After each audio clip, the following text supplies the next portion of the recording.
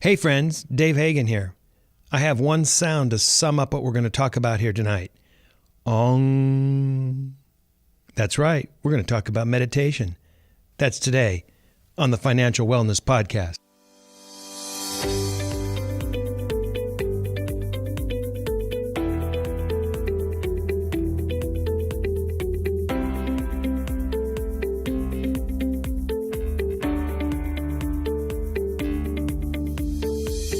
Welcome to the Financial Wellness Podcast, Dave's weekly message to keep you on your path to financial success. Here is your host, financial problem solver and talk show host, Dave Hagen.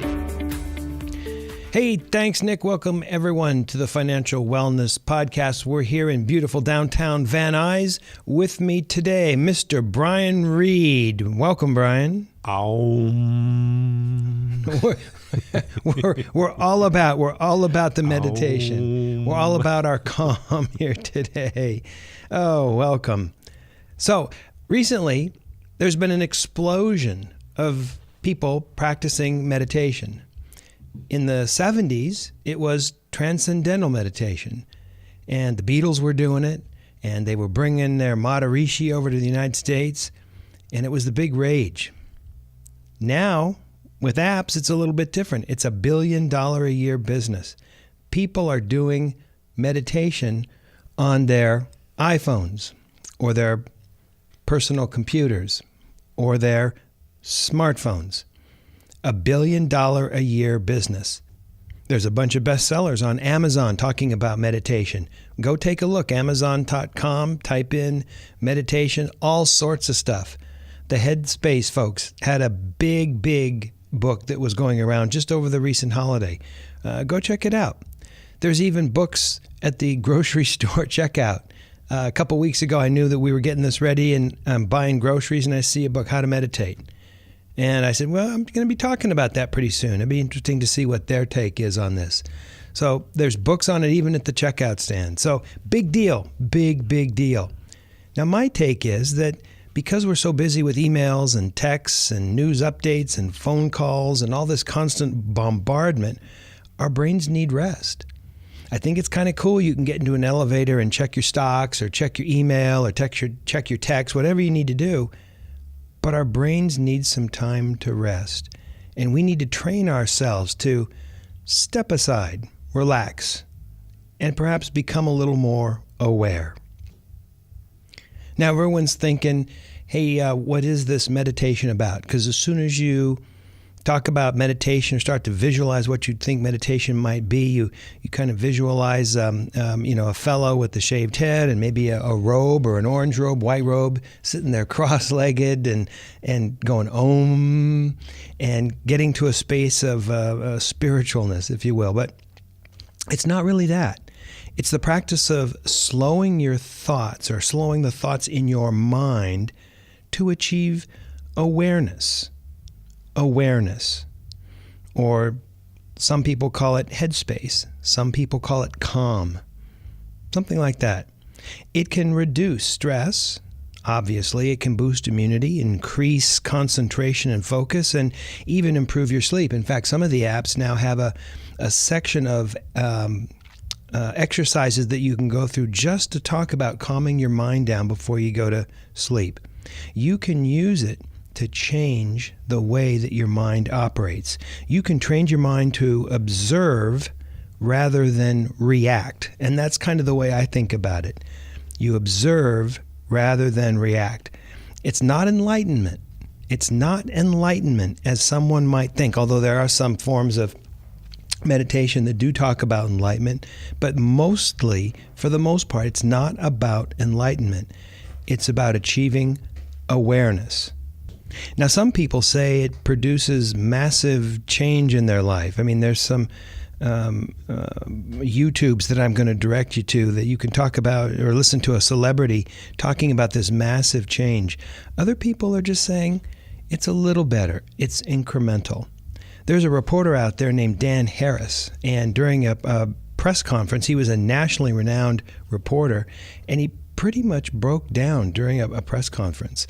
And one of the things that he did was he started to meditate And as a result of that, he wrote a book called 10% Happier. And so his whole thesis was, yeah, you need to do this. It's good for you. It's going to make you 10% happier. You willing to be 10% happier for 15 minutes a day? His bet was most of us would. It's kind of like a workout for the mind. You know, we spend time training the body, sometimes 60 minutes, 90 minutes a day. Well, why not 15, 20 minutes for the mind? Just makes sense to me. So how is meditation done? Well, I mean, it can be done in any one of a number of ways, but typically you find a quiet spot and you get comfortable. Don't have to sit cross-legged. Don't have to do the little things with your fingers on your knees, the little symbol, the A-OK sign. You just get comfortable. Take a few deep breaths and ultimately close your eyes. And you try to get your mind to focus on a word or a tone or the breathing in your body. And the objective is not to necessarily control your mind, but just to get you to focus on something. And when thoughts creep in, as they always do, acknowledge them and then gently pull your mind back to its focus. After 15, 20 minutes, you open your eyes, you wake up, you appreciate the relaxation that you've just gone through, and then you move about your day. 10 to 15 minutes. Most of these apps, most of these people are saying, hey, if you do it once a day, that's enough. Some people, like Transcendental Meditation, want you to do it twice a day. We can all put aside 15 minutes or 15 minutes twice a day. People who meditate report a sense of calm, clarity, report that they make better decisions during the day because they have more perspective. The thing is, it's a little different for everyone. Some people report more patience in their relationships. Some people report a less busy mind. For me, my mind is always racing, and it just helps me slow down the mind. And I find that as things happen during the day, as I'm in the office and doing all the different things that I need to do, rather than just react, I find that I can stop, observe. It kind of falls into the big picture of life, and then take some action. Now, who meditates besides me? You've probably guessed at this point. Let me give you a couple of names. Tom Hanks. Everybody knows Tom Hanks. Started off as a real funny comedic actor, and has turned into actually a pretty fine actor. Has done some pretty fine stuff. Go to YouTube, type in Tom Hanks and meditation, and you'll see a speech that he did where he was talking about how meditation has been instrumental in his career. Jerry Seinfeld, of all people, big on meditation. Type in Jerry Seinfeld meditation on YouTube, and you're going to see him put together or present a whole series of comments about why he's meditated for all these years. He talks about the fact that when the show was going, he had all these responsibilities. The show had his name on it. He was helping to write it. He was the main actor. He was bringing in the talent and clearing all that. A lot of things that he had to do. And he said it was a very stressful time. He enjoyed it, but he said it was very stressful because he was busy. And he would go at lunch and meditate while the cast had their midday meal, and then he would eat on the set later. But he said that doing this daily meditation was instrumental in helping him put together a successful show. Now, the funny thing is, he practices Transcendental Meditation, which talks about meditating twice a day. And Jerry said, well, I only did it once a day around noon. And after the show was over years later, I'm talking to someone who teaches Transcendental Meditation. He says, here, I've been doing it for 41 years, and I'm listening to this guy.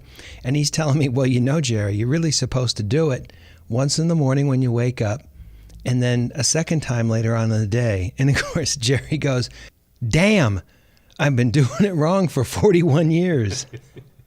Wait a minute, does that mean all the stress comes back? I guess. Kind of like ex post facto, I don't know. Russell Brand talks about meditation, and you can see him talking about it on YouTube. Now, Russell Brand, funny guy, but he's all over the board. And you got to think that the brain going on inside that head is just going a mile a minute, all the little things that he comes up with.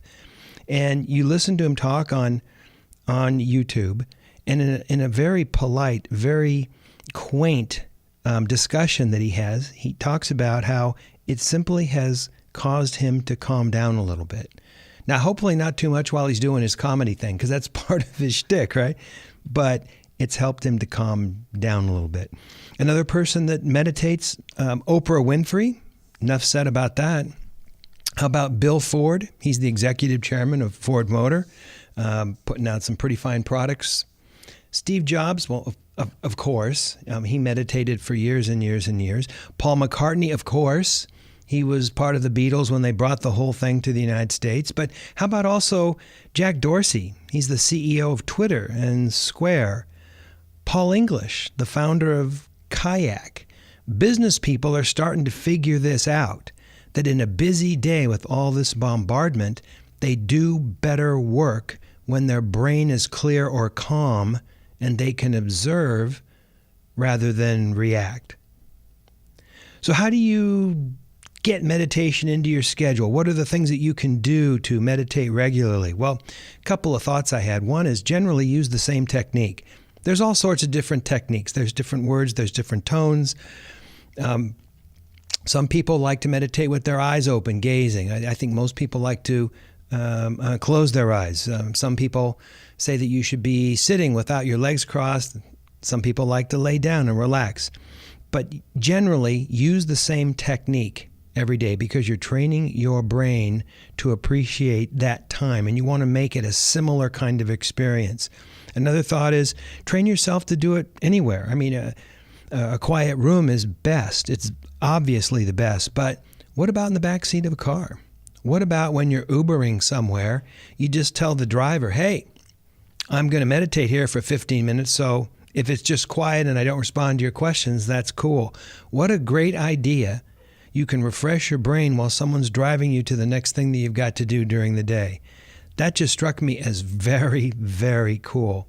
Another thing is try and connect it with something you do automatically each day. Like in the morning, you get up, brush your teeth, meditate. Or get home, go raid the pantry for some snacks and meditate. Connect it with something so that it's automatic, so that you do it almost regularly, automatically, every single day. So, where do you start? How do you get going? Well, with Transcendental Meditation, you go on Google and they have a website and they will connect you with a personal trainer or a guide. Very nice to have one-on-one training to learn how to do this.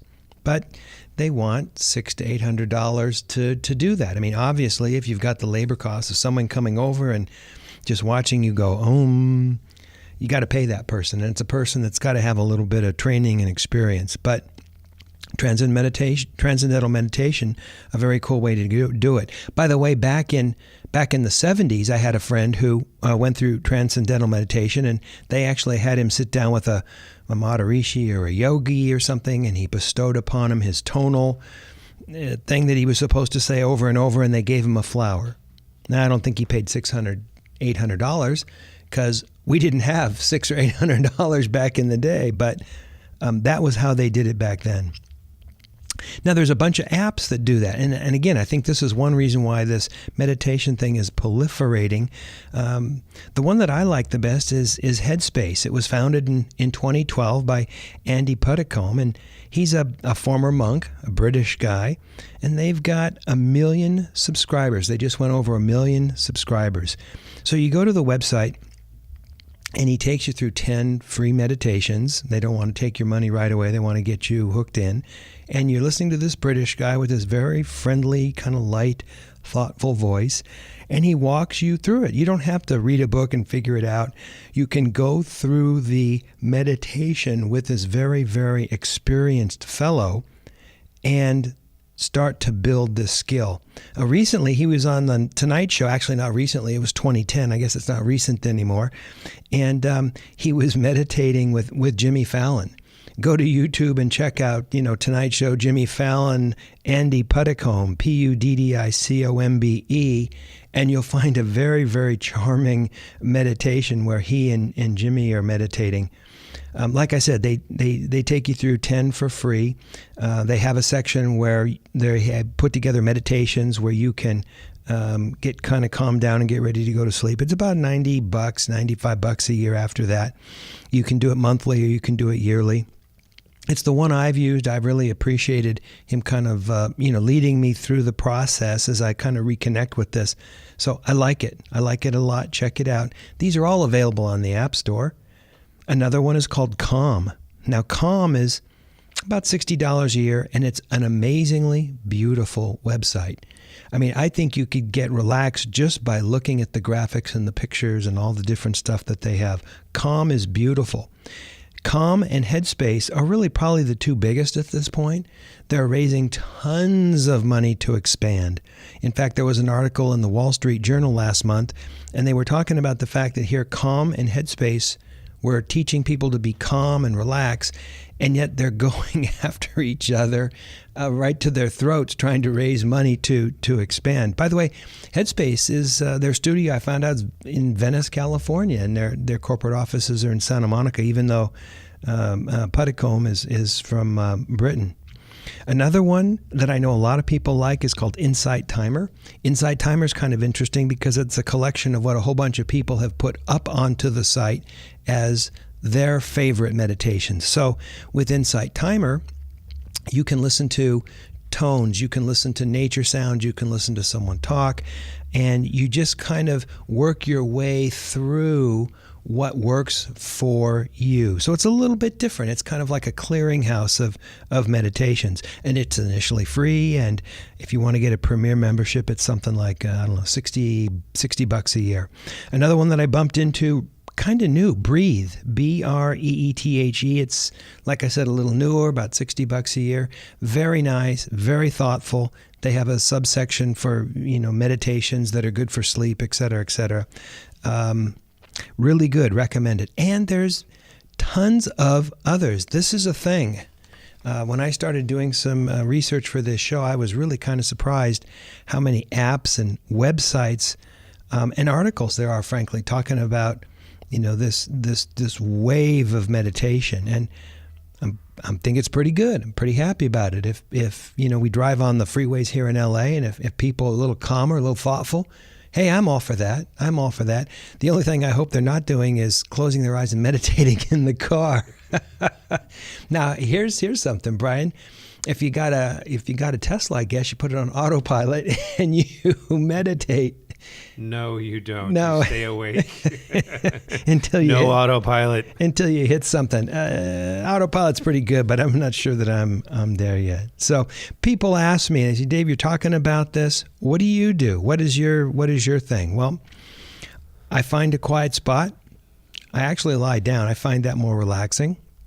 I put earbuds in my ears or headphones because that puts the voice directly into my head. You know how you listen to music on a headset and it's like it's coming out of the middle of your brain. And I like that sensation. It's good for me. And I'm listening to Mr. Andy Putticombe talking in this British voice. And that seems to work for me. My mind is racing or I'm having a busy day. It's very, very nice to be able to slow things down. In fact, sometimes at the office, I'll put in a little extra meditation. If things are getting a little crazy, I'll shut the door and tell people don't bother me for 15 minutes. And I'll just put my feet up and put the earbuds in and spend a few minutes just settling down and relaxing. And I find that it really helps me get through the day, especially a real hectic day. It lets me step back. It lets me look at the big picture of life. And it helps me pursuing my personal goals, including, by the way, my financial wellness. Now, here's the cool thing. After a while, you don't even really need the apps. You know what to do. You can do it anywhere, anytime. You can go lock yourself in a stall, if you know what I mean. You can go out in a park. You can go sit in your car. You can do it anywhere, anytime. You don't need a lot of extra stuff. Once you've practiced it a bit, you know what works for you, and you can just do it anywhere. I think that's pretty cool. In fact, some of the times where I've tried to meditate, like out in the wilderness or whatever, I found that it was a little distracting. It was cool or windy or someone walked by or what have you. So really, it doesn't have to be fancy. Just a place where you're not going to get interrupted. Now, how does this relate to financial wellness? I know all the listeners are going, Dave, this is really cool. I'm going to go meditate. I'm going to be calm. I'm going to be aware. I really dig that. But how does this relate to financial wellness? Because after all, that's why I'm listening to this show. Well, if you're calm, thoughtful, and aware, chances are you're going to make better financial decisions. You're going to see the decision to be made much clearer. You'll make decisions during the day that fit within your tombstone and your goals. Remember, a couple podcasts ago, we were talking about what your current tombstone might look like and what your future tombstone might look like and how you get there. And that is how you get through the journey that is your life, from one tombstone to the other, following short-term and long-term goals. And if you are a person that is meditating and is calm and looking at a bigger picture, you will make better decisions to move you along your life, including moving towards your financial wellness. Dave, why don't you think more people are or aren't meditating? I mean, it sounds pretty good, right? Yeah, why are we all walking around the streets going, Well, I mean, I think a couple of things. First of all, it was in vogue in the 70s and the 90s and 2000s. I just don't think it was considered as catchy or hip or what have you. But I think it's catching on now because of the apps, and I think that's part of it. I also think it's because our smartphones bombard us with information, so much information all day long, that people are looking for a way to get a break out of that, a way to sort that through, a way to get their brain to kind of synthesize that information. I just don't think a lot of people know about it. And then I think there's people that just don't take the time. They just don't think about their day enough. Do you think it's going to be cyclical? I mean, because you just said 70s, 90s, now we're in the, it was a fad. It was, for those of us who have either read the books or were young enough to, kind of remember some of those things, and the patchouli oil or something, there were negative stereotypes with it. Yeah. But now look at what's happening. Do you think it's going to happen again like that? Or I don't know. Only time will tell. If it turns out to be something like jogging or tennis or something like that, it won't be as popular as it is now, or at its zenith, or maybe soon to be its zenith. However, there'll still be a lot of people that'll do it, and it'll be popular, and they'll appreciate it. But there's also the possibility, I suppose, that it'll continue to grow, especially as our everyday lives become more and more complicated and fast-paced. So my hope is that more people will do it. I certainly hope that the people listening to our podcast will, because I think they'll be more successful. And wouldn't it be cool if a large percentage of the population meditated? Because I think calmer, thoughtful people are good for our society, especially with what we see on the 6 o'clock news every night. How about you, Brian? You ever meditate? No, I've done it. I have friends that have done it and that still do it. For anyone who's actually thinking about, trying it, I'm going to share one experience that I had, which was, until you've done it a couple of times, it does sort of feel like it's just something else on your to-do list, which is pretty much the exact opposite of what you're trying to do. But hang in there for the first week. Just every day, 15 minutes, just calm yourself. Using any of the techniques that you talked about, Dave. Yeah. Two big thumbs up. I talked to someone who, I recommended it to, and he said, well, I did it once or twice and nothing happened. And I said, but that, that's kind of the point. It's not to happen, because we don't need more things to do. But, if you get into the habit, it's like working out. You get into that repetition, you start to look forward to it, and it's incremental, and some of the YouTubes that I talked about and referred the listeners to, these people are saying, oh, it's amazing overnight, it's incredible, it's empowering, and maybe it is for them, but I think for a lot of people, it's incremental, it's subtle, it builds up over time, and if someone does it for 2, 3, 4 times, sometimes even a week, and you go, I don't need extra things to do, and you move on to something else. It might not be for everybody too. I mean, some people might get their meditation, in a different way. There was a lot of years where I think I got my meditation running. Mm-hmm. They say that once you get running, your body kind of gets into a groove. Your breathing goes up, your body starts to move the blood around, and after a piece, 10 minutes, your pulse drops, and your body is used to that running, and that methodical step is almost like a mantra. It is, in a meditation, and every time you use the big muscles in your leg, it's pushing blood through. And a lot of people say that their workout, something like running, it wouldn't be like weights or basketball or something, but running, which is very methodical, is almost their meditation. So swimming as well. Swimming, I would think same thing. Especially swimming. You're usually not listening to music. Your head's in the water, and it's you, and you're moving. So some people get it that way. I saw a very interesting interview. Actually, it was an interview of Puddingcombe, and he was talking to a sports trainer. And the trainer was saying, he thinks a lot of his clients, it was a performance trainer for athletes. He was saying that he thinks that a lot of his athletes get their meditation, by working out, doing something very methodical. So different ways to do it. It's not an exact concept, but it's certainly something to think about, certainly something to try. Download an app on your phone and try the free 10-pack or whatever they've got going.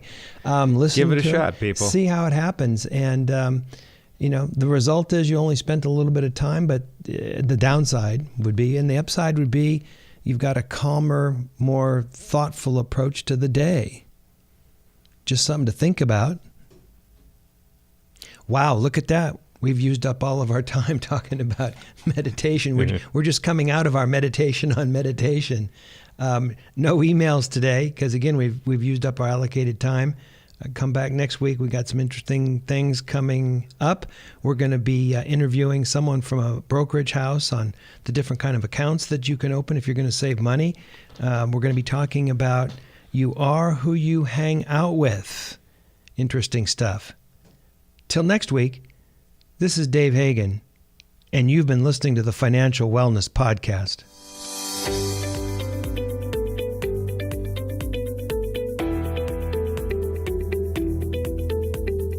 You've been listening to the Financial Wellness Podcast, Dave's weekly message to keep you on your path to financial success. If you have a question that you would like Dave to answer on the podcast, go to thefinancialwellnesspodcast.com. You can leave an audio message with one click of a button, or type your message into the question box. Either way, it's sent right to Dave's phone. Remember, Dave will randomly draw from the submitted questions and pick the winner of a free 1-hour personal conversation with Dave to help you achieve your financial goals. Don't forget to subscribe to the podcast so you receive the new episode notifications, or share the podcast via the app with your family and friends. This is your announcer, Nick Appel, wishing you every financial success.